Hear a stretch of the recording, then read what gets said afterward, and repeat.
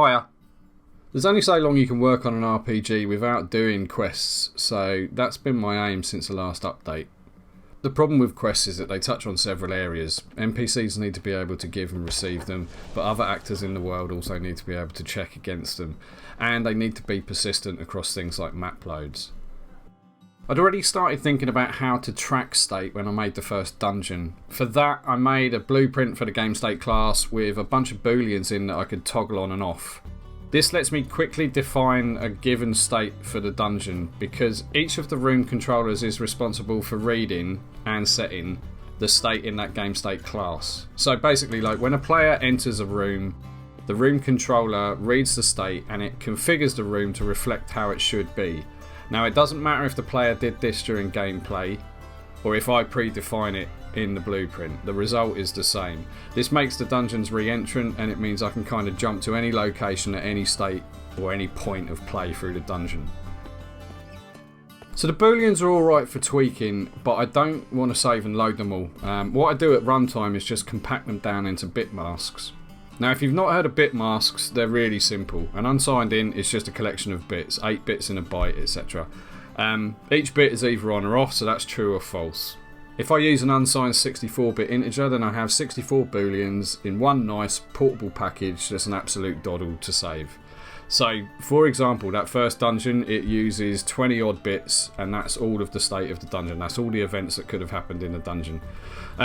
There are a few ways that you could abstract above this. Obviously, I've just shown like the booleans in the game state class, but you could just index them from an enum. You know, there's multiple ways to skin a cat. But tracking state is pretty simple if I do it this way. It's just a series of booleans. Now for quests in the overworld in general, I want to use something similar. I'm not going to start serialising out masses of guff. I want basically the same system as the dungeon. Actors in the world check the game state and the player state, probably on load, and then they make a decision as to where they should be or even if they should exist. For most objects, I only need to know if the player's been notified of a quest or if they've completed the quest. From that I can infer pretty much everything I need to know.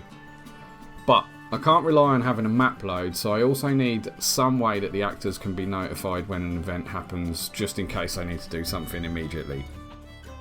Now, because of this, my quest logger is really simple. I've got a 64-bit integer for quest notifications, and I've got a 64-bit integer for quest completions, so that's 64 booleans for each. I'll obviously have to stretch this out to 2, maybe 3 integers at some point, but it's good enough for a while. The quest logger also has 2 multicast delegates, one for notification, one for completion, so anything in the world can subscribe to those and they get automatic notifications as soon as the broadcast message goes out. So that's really handy. To make the state persistent across map loads, I just push the integers up to the game instance. UE doesn't destroy that class, so it's the simplest way to go right now. I did have to sort of work out what order things were recreated in order to pull the state back out, and it wasn't quite what I was expecting. UE4 does have an opinion about this stuff, which you should be aware of, but it works, and I'll save them out to a file in the cloud at some point when I do the save game. For debugging, I added a new list to my dev menu. This reflects the current state of the quest logger. It reads them when the screen's created, and it also lets me toggle individual quests on and off. They do send out the broadcast messages and stuff, so it's not the equivalent of playing through, but it is good enough in a lot of instances. And I've also added some shortcut buttons which will just jump me to a couple of known save configurations. My intention for the final game is to include a mode without the timeline stuff in. I want you to be able to just drop in, wander about, do the dungeons in any order, talk to the NPCs, do some of the side quests, but without that main critical path shoving you forward. To make sure that this works, I've changed the main menu, so continue game now enters the world without a timeline, and new game enters the world with a timeline. I'm sort of doubling up my testing, but I want to ship with that no pressure mode. I think that's going to be important. Anyway, I got all of that in place quite quickly, so the majority of the month has literally just been sketching out this initial experience. I've created a few placeholder NPCs for recurring characters, and also a little bit of UI that acts as a placeholder for bits of the game that would either be a cutscene or an animated sequence. I don't want to do any of that stuff until right at the end because, stuff's going to change.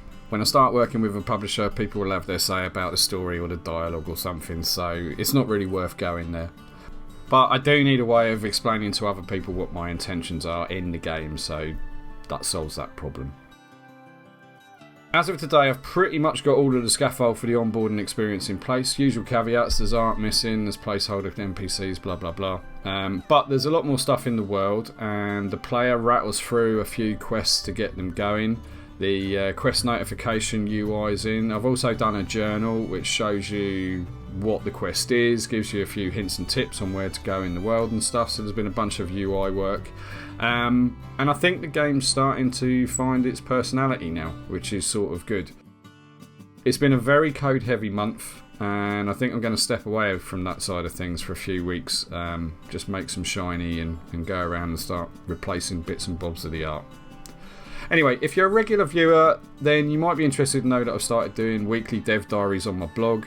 I've also set up a Substack so you can get these delivered to your inbox. They're day-by-day dumps of what I'm working on and some of my thought processes, and they're sort of in the style of the old Zap64 dev diaries, if you're old enough to remember what those are.